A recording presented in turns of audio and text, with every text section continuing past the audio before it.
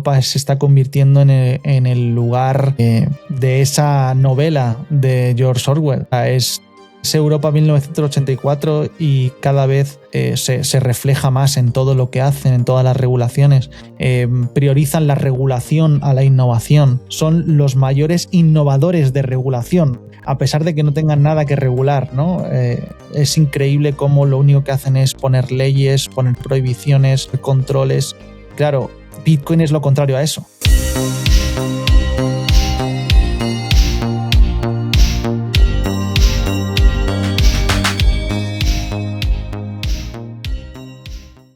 Hola chicos, ¿cómo están? Bienvenidos una vez más a BitCorner Podcast.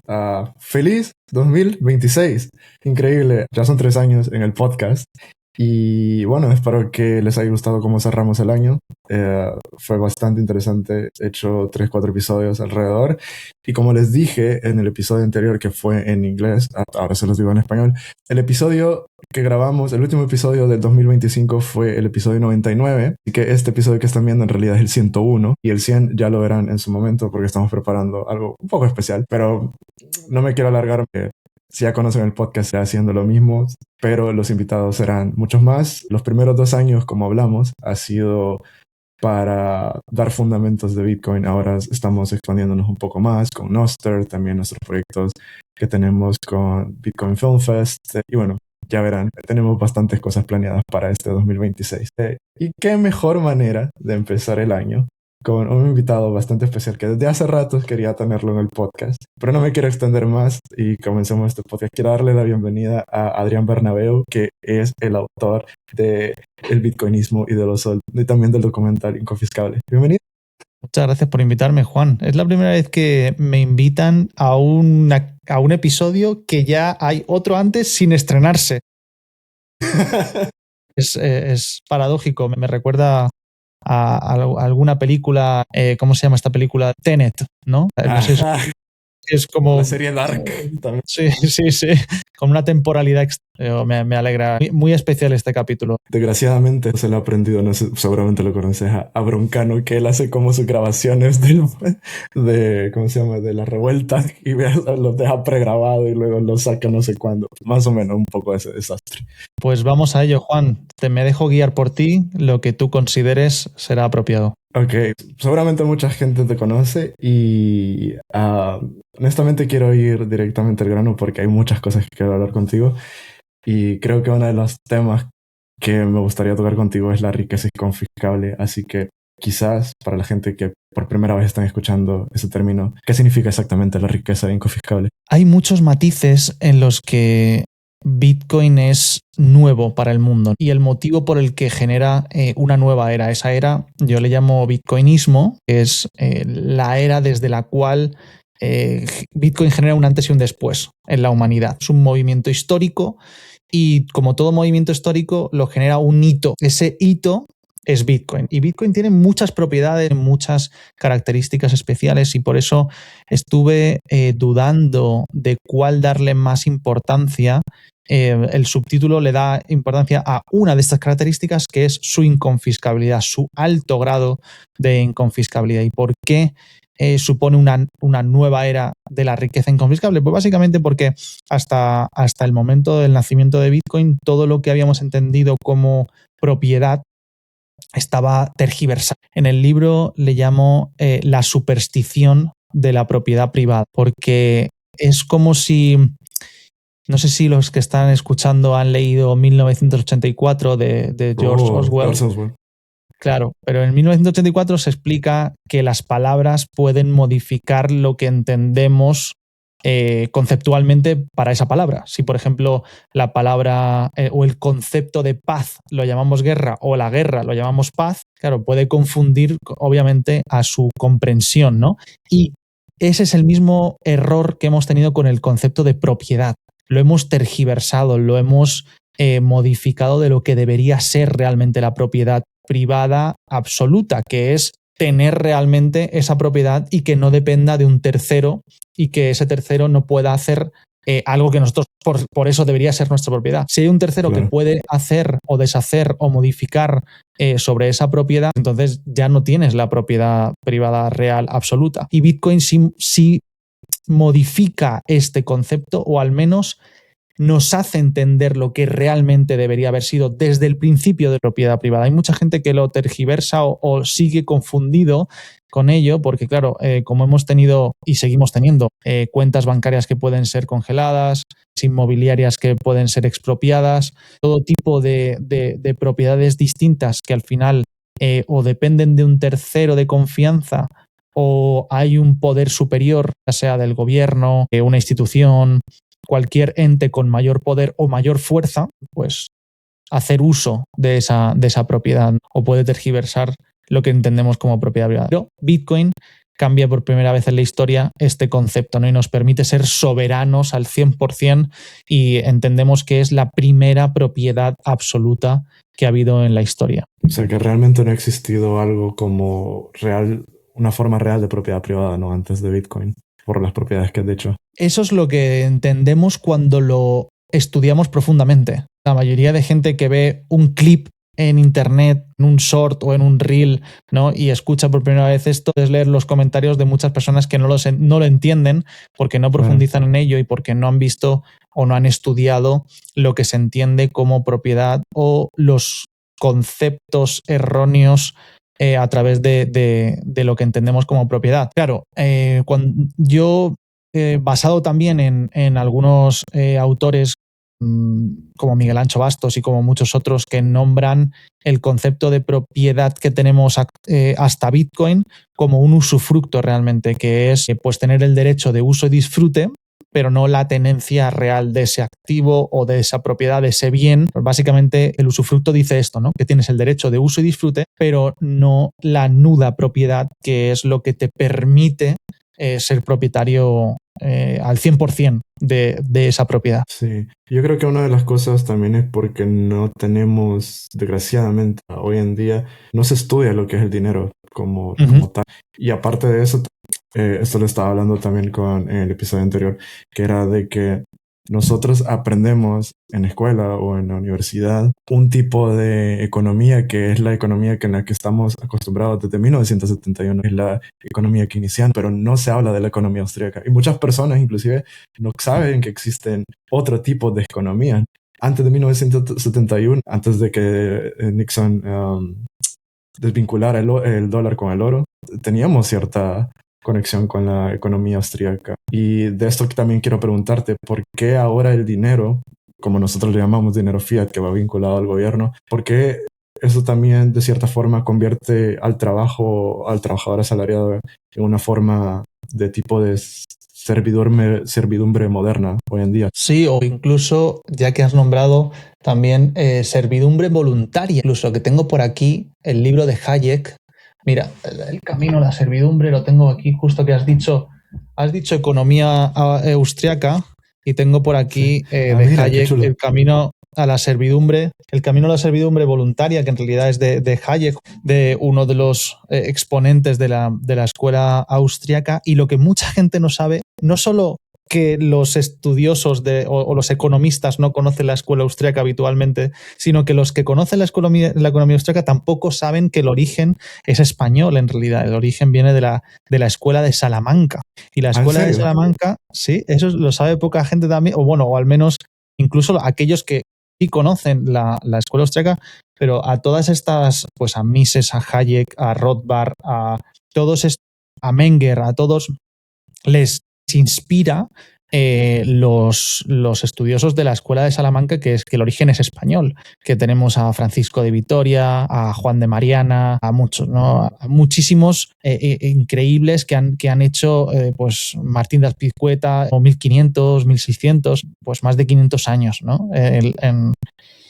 En el siglo de oro, en ese momento de grandeza de España, cuando decían que no se ponía el sol en España. Y lo curioso es que hubo un lugar muy concreto, ¿no?, en esta escuela de Salamanca, en la que tenían acceso a mucha información, mucha documentación, muchos libros, y estos jesuitas, que eran al final teólogos, tenían acceso a ese conocimiento y estuvieron estudiando muchísimo sobre economía, sobre comportamiento humano. De hecho, y como dice la escuela austríaca, en realidad la economía se basa en el comportamiento humano y no tanto en un análisis matemático de números, ¿no? Y de cálculos.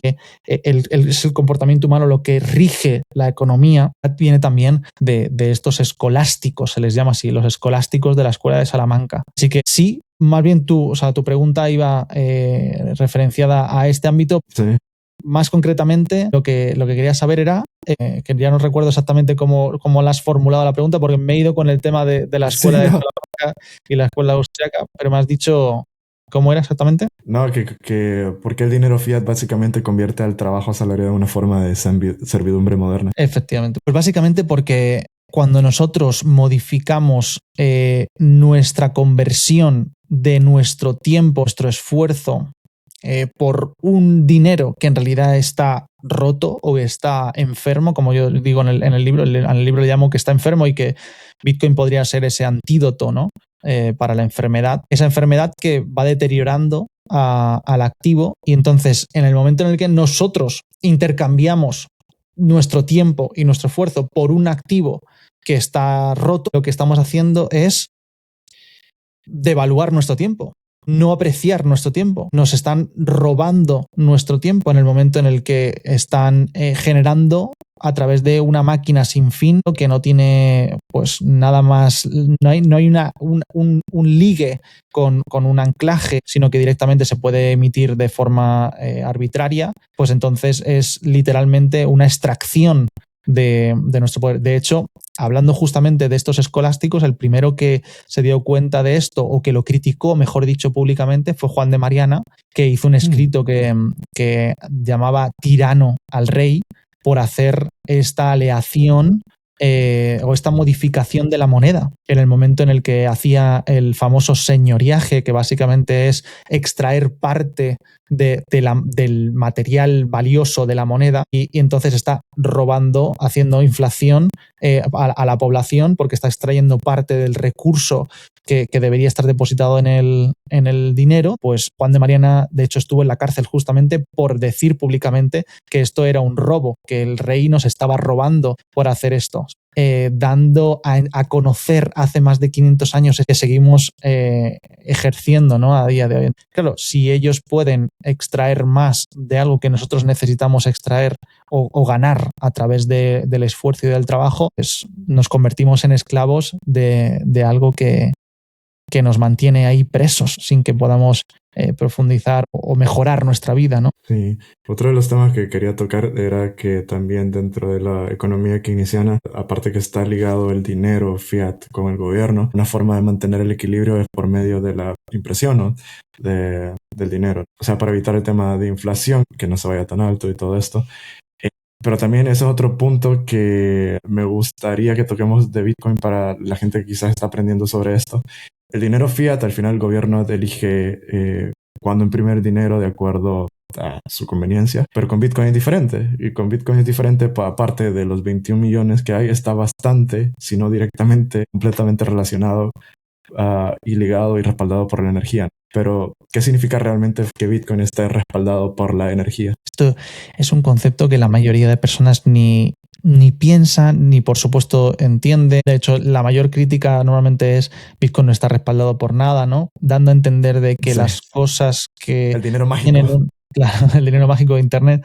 Sí, pero estamos tan confundidos con aquello que tiene valor que solo creemos que tiene valor aquello que está respaldado por un tercero.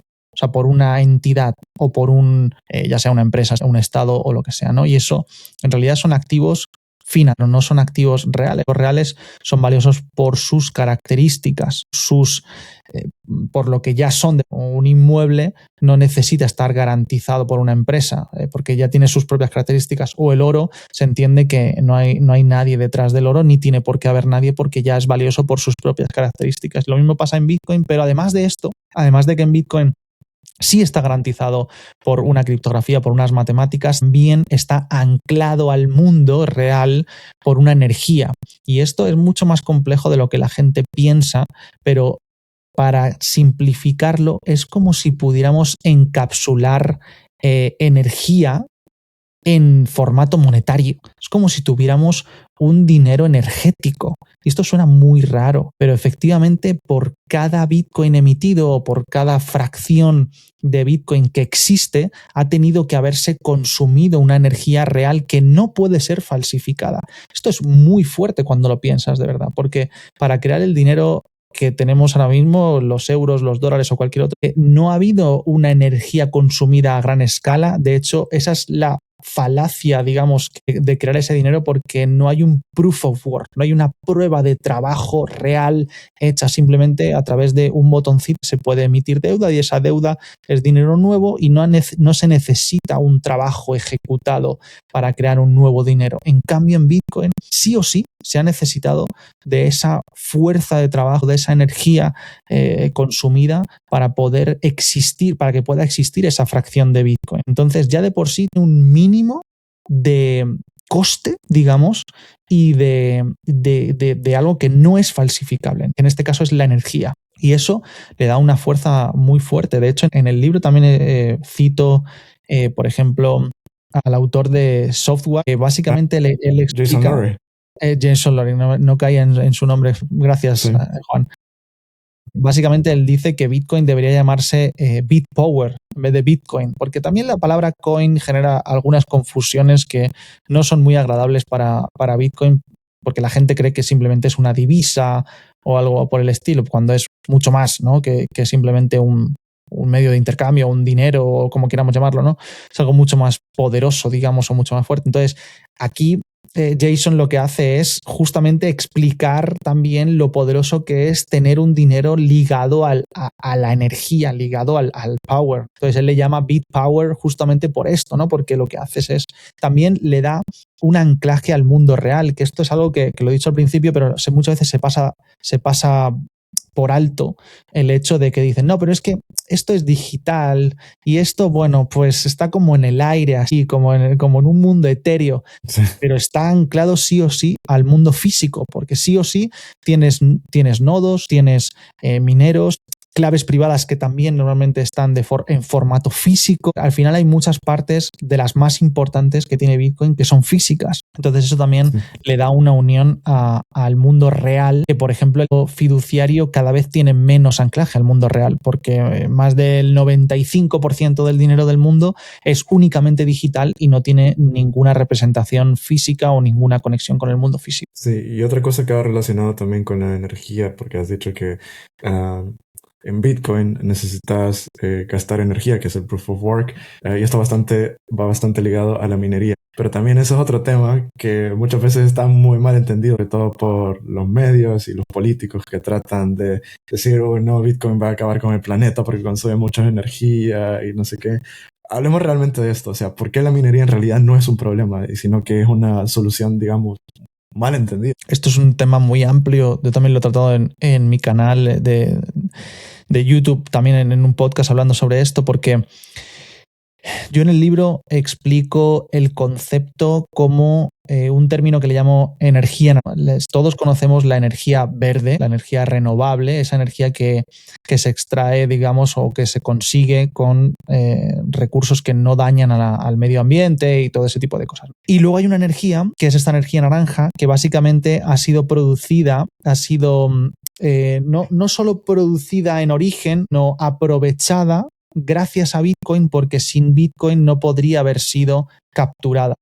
Hay muchísima más energía de la que la gente piensa. La gente habla de la energía como si fuera algo extremadamente escaso, pero en realidad es extremadamente abundante. De hecho, el planeta, no somos capaces de aprovechar toda la energía que el planeta está ofreciéndonos constantemente, ya sea por el sol constante, el agua que corre por nuestros ríos, el calor que se extrae de la tierra cerca de los volcanes, y eso no deja de suceder independientemente de que nosotros tengamos la capacidad de extraerla o de convertirla en electricidad. Entonces, cuando nos damos cuenta de que hay sobreenergía, incluso como nosotros no tenemos la capacidad de aprovechar en una demanda constante, no existe la demanda constante de energía, siempre hay momentos altos de demanda y momentos bajos. Entonces, cuando tenemos un lugar de extracción, fuente de energía, normalmente en esos picos de demanda, genial, la estamos utilizando al máximo, pero en los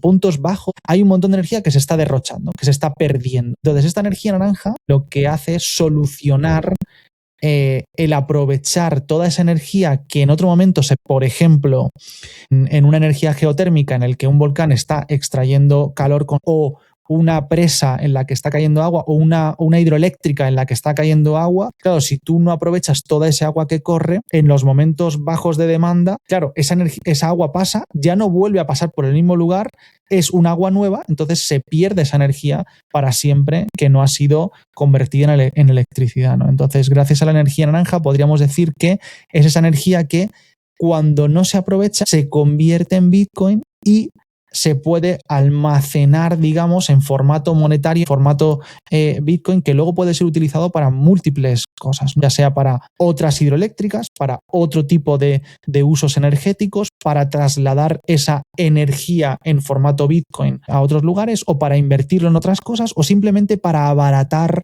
el propio recurso o la propia fuente de energía o la propia infraestructura que hemos creado, que eso hace que sea mucho más eficiente en menos tiempo o que sea mucho más económica en menos tiempo. Porque si hemos destinado no sé cuántos millones en hacer una infraestructura gigante para poder extraer energía, si conseguimos que parte de esa energía que no íbamos a aprovechar la convertimos en un formato económico, estamos acortando el tiempo de hacer rentable esa infraestructura.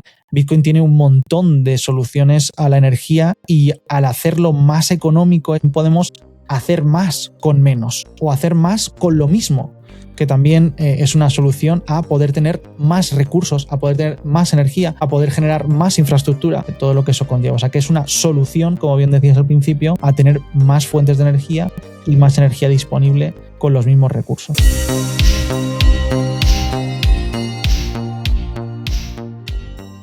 Cuando dejas tus activos digitales en un exchange o en custodia de alguien más, te expones a riesgos de terceros no deseados. A diferencia del sistema bancario tradicional, Bitcoin te permite tomar el control total de tus fondos utilizando tus propias claves privadas. Esto te permite ser soberano y esencialmente tu propio banco. Al tomar el control de tus Bitcoins, puedes evitar riesgos innecesarios de terceros. Almacenar tus Bitcoin en custodia de terceros como los exchanges puede exponerte a ataques de actores malintencionados, gobiernos o estafadores que lo único que quieren es apoderarse de tu dinero. Las billeteras de hardware aumentan la seguridad de tu billetera porque tus claves privadas se almacenan en un dispositivo especializado que no está siempre conectado al internet. Como te he dicho antes, mantener tus claves almacenadas en un dispositivo en línea puede exponerte a factores adicionales de ataque, por lo que se recomienda usar una billetera de hardware al almacenar grandes cantidades de Bitcoin durante largos periodos de tiempo. Jade es una billetera de hardware no custodial para Bitcoins y Liquid que ofrece opciones de firma simple y firmas múltiples. Yo personalmente lo utilizo para almacenar mis Bitcoins, ya que me siento mucho más seguro manteniendo mis Bitcoins en una billetera fría que en una almacenada, por ejemplo, en mi teléfono. Si estás pensando en adquirir uno para ti, no olvides utilizar el código de descuento de nuestro show, BitCorner Podcast. De esta forma estarás apoyando directamente el show y además obtendrás un 10% de descuento para la compra de tu billetera fría.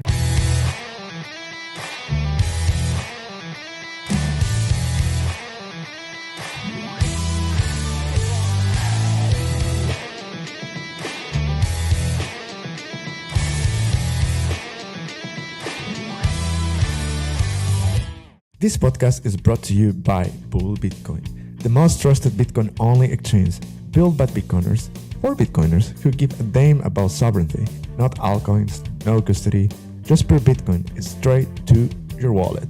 Get your own virtual IBAN so banks can't spy on your Bitcoin activity. Buy Bitcoin instantly or send bank transfer to Canada, Europe, Mexico, and Argentina in a snap. For pennies, ditch the banks, screw the shady remittances apps. Head to boldbitcoin.com, use the code BitCornerPodcast, and start stacking sats in the right way, or send money home cheap and fast. Bold Bitcoin. Own your money, destroy fiat. De hecho, te quería preguntar de una cosa que me estaba acordando, que pasó hace meses aquí en España, el apagón. Sí. Ese famoso apagón que fue... Al final no me acuerdo qué dijo Pedro Sánchez, pero no sé si fue porque estaban tratando... Ya no me acuerdo si era especulación o qué, pero era algo de... Porque querían probar las energías renovables al 100%. Bueno, o no sé. Hay muchas narrativas distintas, o bueno, cada uno dice una cosa. Sí.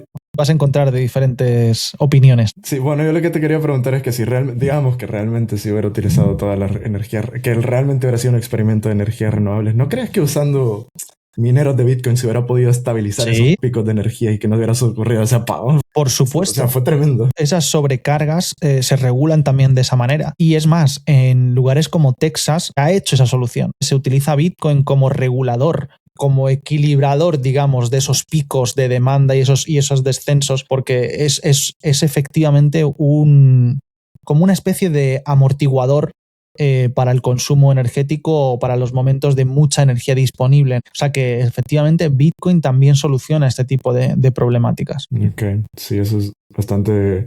bueno, era un tema bastante profundo. Muy interesante. De hecho me acuerdo que en el siguiente meetup que tuvimos aquí en Barcelona fue un tema de debate totalmente de que esto se podría haber evitado si se hubiera podido, si se hubieran implementado varios mineros de Bitcoin aquí. Pero bueno, eso es otra madriguera. Queda tiempo para que las personas que tienen la posibilidad de tomar esa decisión entiendan esto. Yo personalmente he estado reunido en varias ocasiones en España con, bueno, no lo puedo decir, pero con multinacionales relacionadas con la energía, no voy a decir nombres, pero para poder explicarles este tipo de usos, pero o no lo entienden o es demasiado problemático hacer ese tipo de cambios para ellos, no ya en otras cosas que es como... Infraestructuralmente hablando, supongo. Y monetariamente y no solo eso, incluso a nivel como publicidad o como imagen o como explicarles en una estructura, digamos, tan grande personal, de burocracia, de todo lo que eso conlleva, hacer ese tipo de propuestas son arriesgadas para una empresa tan grande, tan voluminosa, pues decidir hacer algo así que no conocen del todo, que puede ser, pero tampoco ya están metidos en otros temas, ya tienen muchos otros problemas. Entonces, es demasiado, lo consideran un riesgo innecesario, pero por falta de comprensión, básicamente, no porque tenga un riesgo real, sino porque no lo entienden. Sí, ojalá que en el futuro sí, o sea, creo que igual siempre decimos que estamos en una etapa temprana y yo creo que es verdad, en un punto en el que un par de décadas ojalá Bitcoin se entienda como se entiende el Internet, así en el protocolo HTTP. Usamos el Internet porque lo usamos y cualquier persona lo puede utilizar. Efectivamente. Sí. También hay otros lugares, por ejemplo, en Paraguay tienen un sobreexceso de energía, es uno de los lugares en los que no son capaces de consumir ni el 30% de todo lo que producen, tienen que venderlo pues a Brasil, a Argentina y demás. Allí también hay mineros muy importantes y aún así el gobierno tampoco lo entiende. El gobierno también, o sea, y soy consciente, bueno, sé de primera mano que el presidente ha tenido reuniones para este tema y no ha querido hacerlo. Entonces, falta mucho conocimiento o al menos interés en poder aplicar este tipo de soluciones.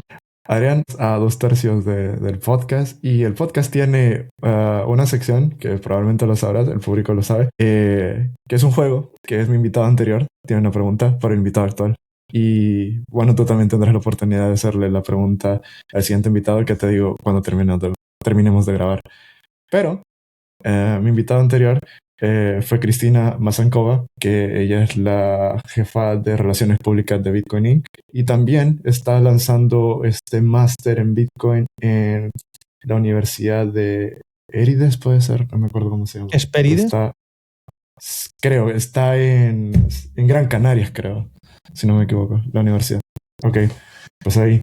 Así que ella tiene una pregunta para ti. Adrián, te quería preguntar, si Bitcoin se adopta de forma más amplia, ¿qué aspectos de sociedad crees que podrían mejorar primero y por qué? Una pregunta muy interesante y he reflexionado mucho sobre ello y hay varios aspectos. Uno de ellos es la preferencia temporal, es decir, nos va a cambiar mentalmente como sociedad la forma en la que pensamos respecto a tomar decisiones a mayor largo plazo. Es decir, ninguna civilización que haya progresado de forma potente ha pensado en el corto plazo. Normalmente progresamos de forma a grande escala si tenemos un pensamiento largoplacista. Y Bitcoin nos ayuda a eso, a pensar en el largo plazo. Dinero fiat, devaluarse de forma tan rápido, justamente destruye ese pensamiento largoplacista y nos hace ser más instantáneos, más consumidores a corto plazo, cortoplacistas, facción instantánea, todo ese tipo de cosas que destruyen al ser humano, nos destruyen como sociedad, que no nos hacen, pues, por ejemplo, el cuidarte es un tema largoplacista, ahorrar, invertir a largo plazo, construir todo tipo de futuros de conocimiento, de arquitectura, de infraestructuras sociales, de infraestructuras físicas en ciudades, todo eso que es como pensamientos más largoplacistas. Si pensamos, por ejemplo, cómo se construían antes los edificios. Tú ahora mismo, por ejemplo, estás en Barcelona, en la Sagrada Familia, siglos y siglos. ¿Qué construcciones se hacen ahora pensando en siglos? Prácticamente no se hacen construcciones pensando en siglos, y eso es porque cada vez se va destruyendo mucho más ese pensamiento largoplacista y tiene mucho que ver con el tema económico. Cuando ves civilización o lugares, naciones como que tienen mucha hiperinflación, Venezuela o Cuba o lugares de este estilo, si te das cuenta, sociedad se va autodestruyendo porque solo puedes pensar en la supervivencia en el corto plazo. Entonces, Bitcoin ayuda a ese largo plazo. ¿Por qué? Pues porque cuando tienes un dinero que en lugar de devaluarse y que cada vez tienes menos con lo mismo, sino que pasa al revés, que se va apreciando con el tiempo, tienes que tomar decisiones más concienzudamente para pensar más en el largo plazo. Entonces, sí o sí va a cambiar como sociedad. Este es el aspecto que más diría por cerrar. Hay muchos otros, pero creo que este es el principal que se puede desarrollar muchísimo, pero lo podríamos resumir aquí. Y esto se extrapola también a muchos campos, pero el pensamiento largoplacista es una de las cosas que nos va a cambiar como sociedad gracias a Bitcoin. Eso te quería preguntar. De hecho, creo que esto lo puedo ligar un poco, ya que has visitado y has estudiado distintas economías circulares, últimamente en Latinoamérica. Así que te quería preguntar, por ejemplo, no por mi país, por El Salvador, ¿qué has visto, qué lecciones se puede aprender el mundo en general de El Salvador respecto al Bitcoin y cómo ha ido cambiando? Básicamente, ¿cómo ha sido tu experiencia ahí? Y quizás ¿cuál es la diferencia entre lo que ves en El Salvador y otros proyectos que están ahí conocidos en la región? Pues la verdad que, El Salvador tiene mucha fama, ¿no? Porque ha sido este gran impulsor de Bitcoin en muchos aspectos. Sí que es cierto que ahora hay otros lugares en el mundo que están yendo muy rápido también en cuanto a adopción, que se están poniendo las pilas, como decimos aquí en España, ¿no? Que están cogiendo el turbo. Por ejemplo, me sorprendió mucho la adopción que habían conseguido en Ubita, en una zona de Costa Rica, en la que, habían hecho algunas facilidades, digamos, para el uso de Bitcoin como forma de pago, conectándolo con una herramienta que tienen ellos que se llama Simpe, como una pasarela de pagos parecida a Bizum en España, y lo habían conectado con Lightning Network, y entonces directamente se podía hacer de la misma manera hacia un lado y hacia el otro. Podías pagar en Lightning y recibir en Simpe, o pagar en Simpe y recibir en Lightning con una simple aplicación, sin fricciones de conoce a tu cliente, de KYC, ni de cosas de este tipo. Entonces era extremadamente simple.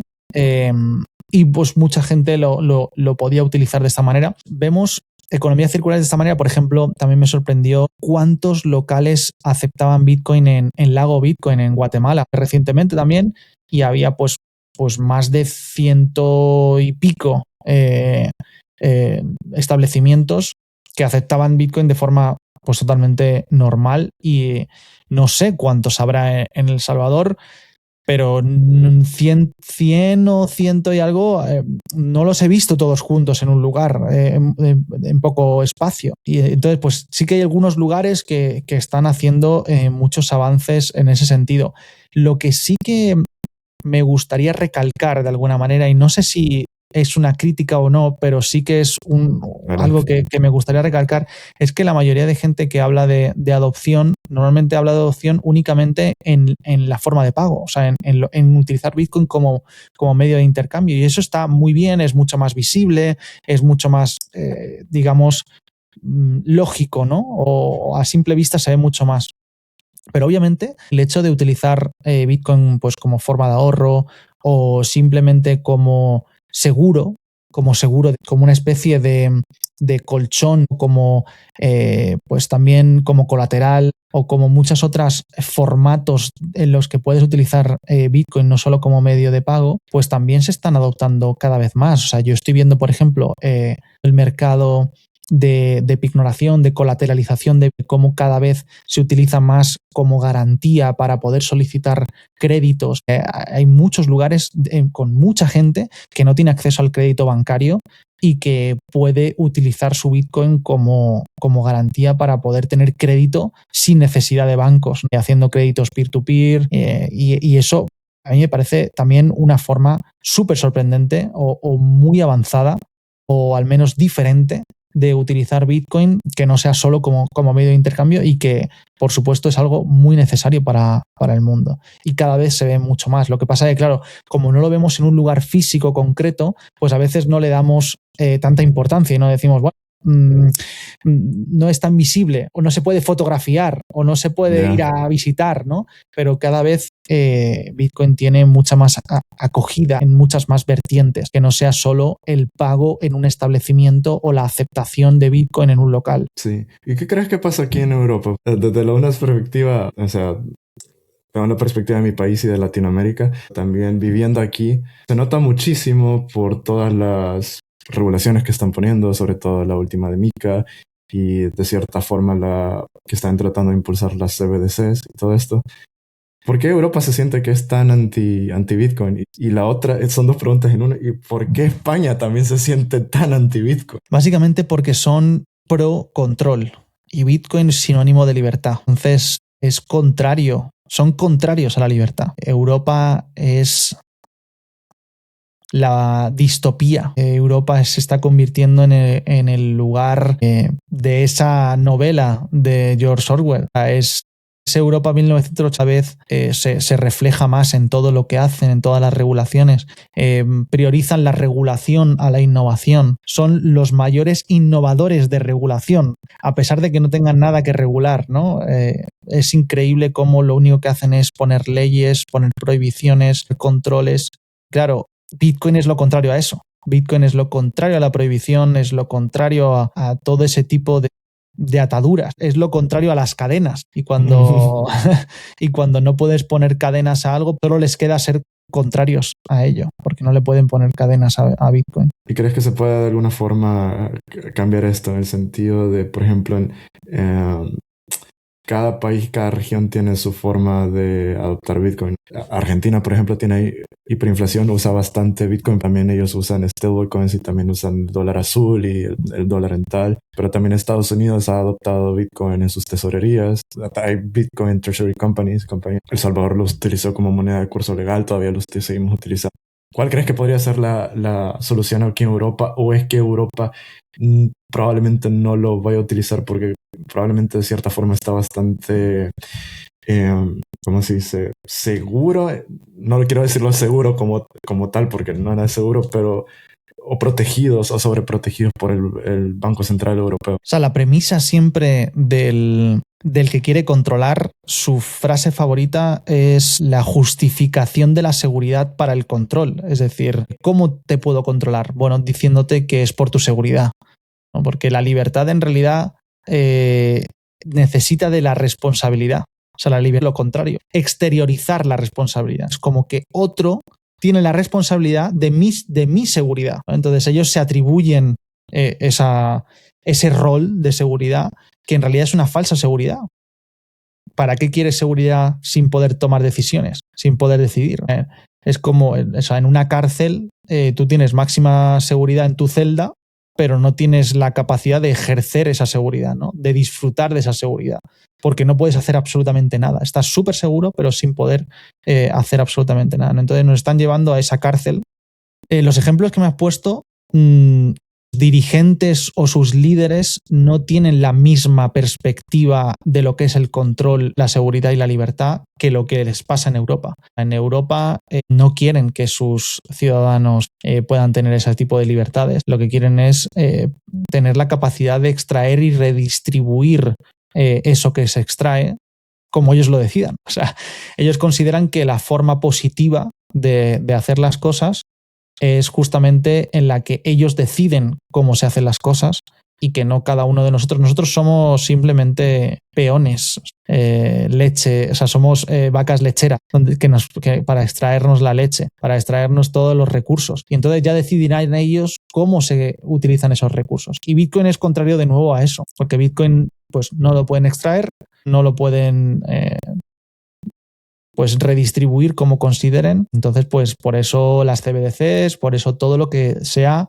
en la línea del control. Y así seguirá siendo hasta que se autodestruya, porque ese es como dice Schumpeter, ¿no? O sea, para la nueva creación necesitamos de una destrucción. En este caso, habrá una destrucción creativa. Es el viejo mundo muriendo. Europa tengo un buen amigo que dice que Europa es el museo del mundo. Entonces vemos aquí pues todas las cosas bonitas, todo lo que fue el origen de las civilizaciones, descubrimiento, de todo lo que tiene que ver con el origen del ser humano, ¿no? Y del progreso, pero se está quedando atrás. Entonces, en este caso, me preguntas por Europa y me preguntas por España, y Europa sería el museo y España sería el bar del museo. Entonces, es un muy buen lugar para tomar unas cervezas, para charlar, para divertirse, pero no para crear futuro, para crear riqueza, para progresar, porque es justo lo contrario al progreso. ¿Y qué puede hacer la gente, sobre todo los que vivimos en Europa y los europeos, tratar de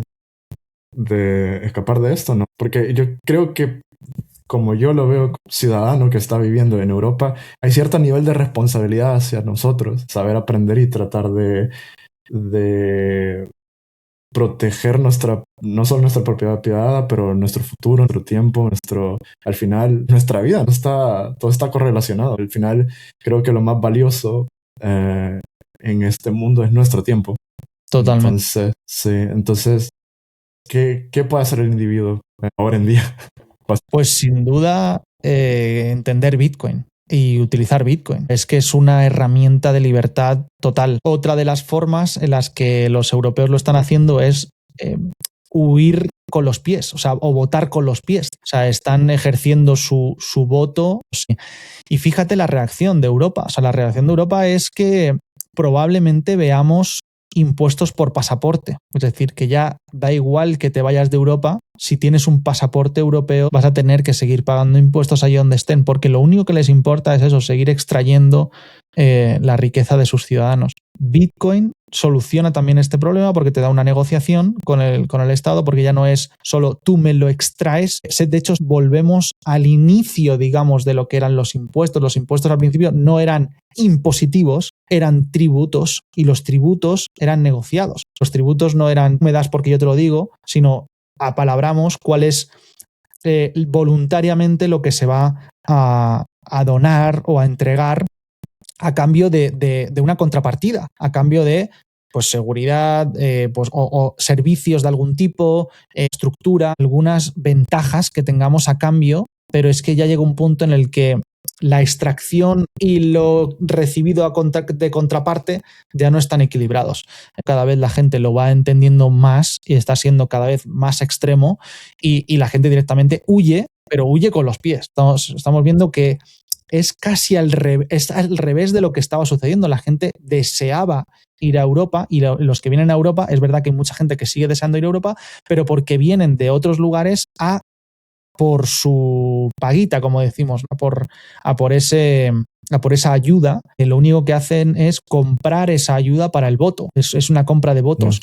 Y aquellos que sí que buscan un progreso, no solo una supervivencia. Los que buscan una supervivencia es genial, porque con esa paga, con esa ayuda pueden sobrevivir, pero los que buscamos progreso, los que buscamos mejora, la buscamos en otro lugar. Sí, absolutamente. Ahora vamos a ir terminando, pero me gustaría invitarte una segunda vez porque estos temas son sumamente complejos, y más con tu libro y todo esto, wow, podríamos hacer horas. Pero antes de terminar, creo que es algo muy importante que me gustaría preguntarte, que ¿qué debería entender alguien que llega a Bitcoin hoy para no perderse en todo este ruido que existe externo? Pues no se entiende las soluciones sin entender el problema. Este es el gran dilema de la mayoría de gente que no entiende Bitcoin. Es que primero no conoce el problema, no entiende cuál es el problema, ¿no? Y el problema es, como tú bien decías al principio, es un problema monetario, un problema de riqueza, es un problema de de cómo conservamos aquello que producimos, que de hecho por eso es la parte de descubre cómo proteger lo que produces. O sea, no solo es el subtítulo, sino el pequeño texto, digamos, del subtítulo, es descubre porque no se entiende esto. La gente no entiende que es un problema el hecho de trasladar ese valor en el tiempo, de que no tenemos la capacidad, los vehículos o las metodologías para conservar lo que utilizamos con nuestro tiempo, con nuestro esfuerzo, con esos recursos que tenemos a producir y a conservar eso, o cómo podemos realmente prosperar con esos recursos. Entonces, cuando entiendes el problema que tiene el sistema económico, financiero, monetario que venimos construyendo todo ese tiempo, cuando entiendes el problema ya intentas buscar una solución. Y cuando intentas buscar una solución, sí o sí, acabas llegando a Bitcoin. Pero claro, la gente no entiende esto, porque la gente directamente se encuentra Bitcoin y dice, pues no sé, no me parece tan relevante, porque piensan que es una moneda digital y que eso intenta sustituir a las monedas tradicionales o alguna cosa de ese estilo, entonces no le ven un valor real. Pero cuando entiendes primeramente el problema, entonces empiezas a buscar soluciones y entonces es cuando encuentras Bitcoin y cuando puedes llegar a comprender su relevancia en todos sus aspectos, porque también es verdad que se busca una vez en una frase, parece que se busca en una frase la relevancia de Bitcoin, y Bitcoin es extremadamente profundo en muchos de sus aspectos. Entonces, por eso podríamos estar aquí tú y yo hablando durante horas, Juan, y aún así no destaparíamos ni una parte. Entonces, primero hay que entender el problema. Eso es lo que le diría a alguien que empieza. Ok, perfecto. Y es lo que trato de explicar en Bitcoinismo. O sea, al principio, la mayoría, los 3 primeros capítulos más o menos, son simplemente para entender el problema, para entender en qué situación estás, el lector, en qué situación estás, cuál es el problema que estás viviendo, aunque no lo veas a simple vista. Y entonces, luego... Chicos, definitivamente lean Bitcoinismo, es un gran libro y me gustaría que hubiera más libros en español de Bitcoin. El tuyo es uno muy bueno, lo recomiendo personalmente, lo he leído y ojalá que sigan habiendo más libros de Bitcoin. No sé si hará alguna segunda parte. Muchas gracias. Muchas gracias, Juan. De hecho, no solo está físicamente, sino que también está en formato digital y en formato audiolibro. Ha salido este mes en formato audiolibro, súper barato, porque es como una tercera parte del precio, más o menos, y está en audiolibro para quien, pues hay veces que la gente no tiene tiempo para poder leer, para poder sentarse. Bueno, pues cuando estás viajando o haciendo deporte o dando un paseo, pues ya puedes escuchar directamente el libro. Sí, bueno, dejo la invitación. Igual voy a poner en enlaces del podcast a tus enlaces para que la gente pueda encontrarlo. Muchas gracias. Y de verdad, muchísimas gracias por tu tiempo y espero tener una segunda parte. Mi última pregunta, solo por curiosidad, ¿alguna relación con el gran Santiago Bernabéu? Que seguramente te lo han preguntado. Lo preguntan muchísimo. La única relación que hay es que somos de la misma zona de España. Todos los Bernabéu somos de la zona de Alicante y más concretamente, Santiago Bernabéu es de Santa Pola. Yo soy nacido en un pueblo, vamos, la siguiente playa después de Santa Pola, y entonces pues somos de un núcleo muy pequeñito de España. Entonces los Bernabéu es nuestro origen. Hay gente que cree que Santiago Bernabéu es de Madrid, pero no, es de la zona de Alicante del sur y somos del mismo lugar. Tendremos familia, supongo, lejana. No somos tantos Bernabéu, no hay muchos, pero tendremos alguna relación que no es cercana. Sí, seguramente. Yo tengo que buscar el origen de los Cienfuegos. Así que, porque también es un apellido mucho mejor que el mío. Me gusta mucho más Cienfuegos. A mí me gusta Bernabéu. Pero bueno, Adrián, ya no te quito el tiempo. Muchísimas gracias. Un placer, Juan. A ti. Chicos, nos vemos la siguiente semana. Feliz año nuevo. Todos los propósitos que tengan, que se hayan anotado, vayan por ellos, porque la única forma es empezando. Así que todos empezamos de alguna forma, pero esto es un buen año 2026, así que vayan por todos y continuemos aprendiendo de Bitcoin. Bueno, nos vemos. Chao.